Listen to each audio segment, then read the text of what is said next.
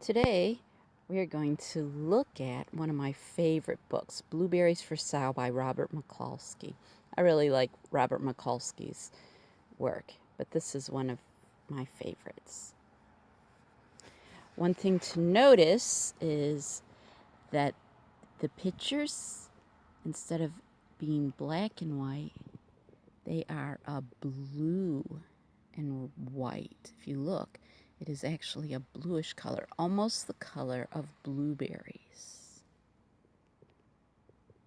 Another thing to notice is that, look, see the stove? It's an old one. We don't have stoves like that in our houses anymore. And the clothing is a little bit old-fashioned because this is set in a different time.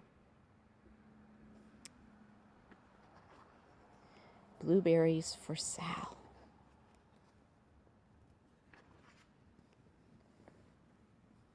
One day, little Sal went with her mother to Blueberry Hill to pick blueberries. Little Sal brought along her small tin pail, and her mother brought her large tin pail to put blueberries in.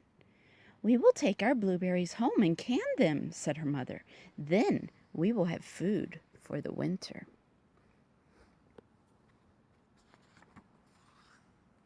Little Sal picked 3 blueberries and dropped them in her little tin pail.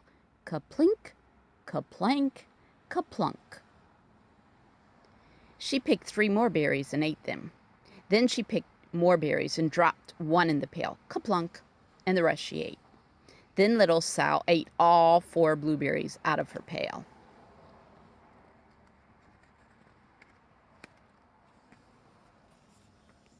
Her mother walked slowly through the bushes, picking blueberries as she went and putting them in her pail. Little Sal struggled behind picking blueberries and eating every single one.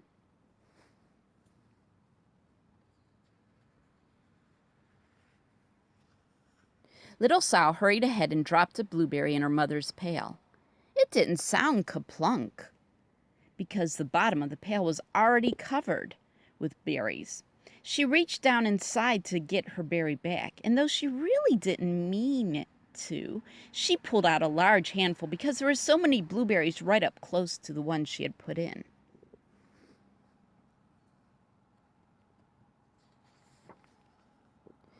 Her mother stopped picking and said, "Now, Sal, you run along and pick your own berries. Mother wants to take her berries home and can them for next winter."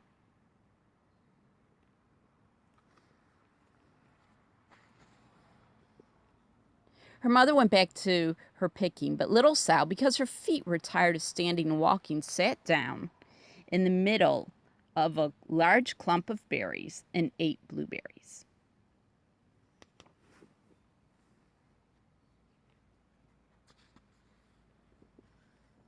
On the other side of Blueberry Hill, Little Bear came with his mother to eat berries.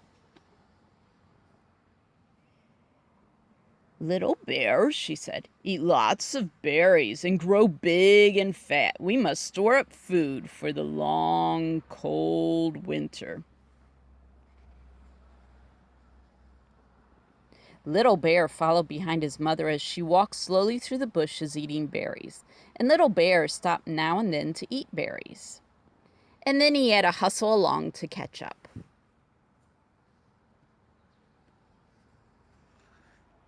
Because his feet were tired of hustling, he picked out a large clump of bushes and sat down right in the middle and ate blueberries.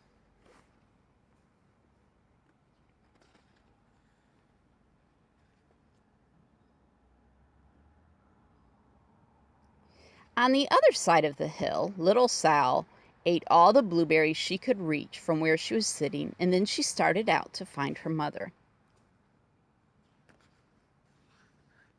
She heard a noise from around a rock and thought, "That is my mother walking along."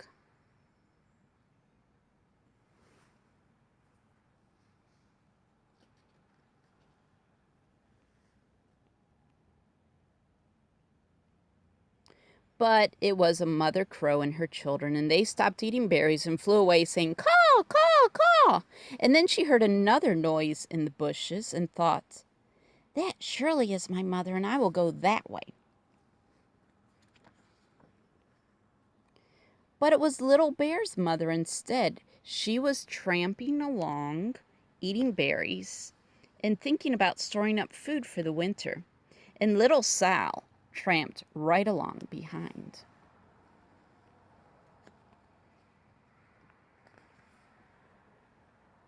By this time, Little Bear had eaten all the berries he could reach without moving from his clump of bushes, and then he hustled off to catch up with his mother. He hunted and hunted, but his mother was nowhere to be seen. He heard a noise from over a stump and thought, that is my mother walking along.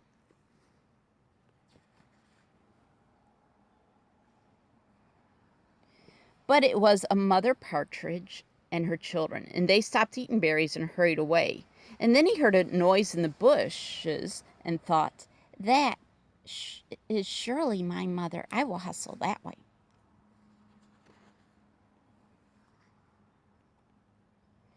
But it was Little Sal's mother instead. She was walking along, picking berries and thinking about carrying them for next winter. Little Bear hustled right along behind.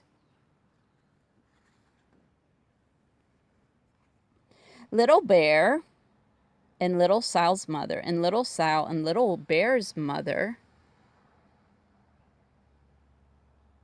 were all mixed up with each other among the blueberries on Blueberry Hill.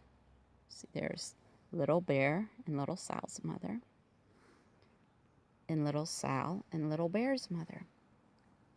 They're following the wrong people, aren't they? Little Bear's mother heard Little Sal walking along behind and thought it was Little Bear, and she said, Little Bear, eat all you can possibly hold. Little Sal said nothing. She picked 3 more berries and dropped them kaplink, kaplank, kaplunk into her small tin pail. Little Bear's mother turned around to see what on earth could make a sound like kaplunk. She cried, choking on a mouthful of berries. This is not my child. Where's my little bear? She took one good look and backed away because she was old enough to be shy of people, even a very small person like Little Sal. And then she turned around and walked away as fast to hunt for Little Bear.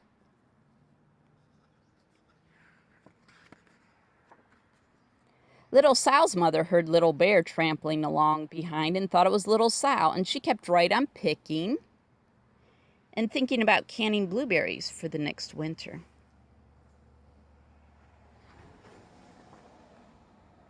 Little Bear padded up and peeked into her pail. Of course, he only wanted to taste a few of what was inside, but there were so many and they were so close together that he tasted a tremendous mouthful by mistake.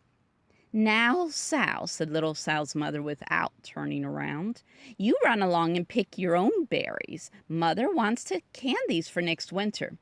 Little Bear tasted another tremendous mouthful and almost spilled the entire pail of blueberries. Little Sal's mother turned around and gasped, my goodness, you are not Little Sal. Where is my little child? Little Bear just sat munching and swallowing and licking his lips. Little Sal's mother slowly backed away because she was old enough to be shy of bears, even very little small bears like Little Bear. Then she turned and walked away quickly to look for Little Sal. She hadn't gone very far before she heard kaplink, kaplank, kaplunk, and she knew just what made that kind of noise. And Little Bear's mother had not hunted long before she heard a hustling sound that stopped now and then to munch and swallow, and she knew just what made that kind of noise. So Little Bear and his mother went home down one side of Blueberry Hill, eating blueberries all the way and full of food stored up for next winter. And little Sal and her mother went down the other side of Blueberry Hill, picking berries all the way, and drove home with food to can for next winter, a whole pail of blueberries and 3 more besides.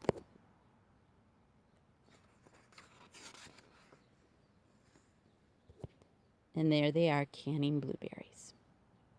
Now, did you notice that we had 2 different stories going on in here? We had the story of Little Bear and his mom. And we also had the story of Little Sal and her mom, right? And the stories were very similar. They both were picking blueberries to store up for the winter. And the little ones both wandered off and got mixed up with the wrong moms. Anyhow, it's a fun story, isn't it? I love Blueberries for Sal. Maybe you can go eat some blueberries. And remember, if you put them in a tin pail, they'll sound kaplink, kaplank, kaplunk. Unless, of course, you're like Little Sal's mom and you have a pail full, and then it won't sound like that. Bye.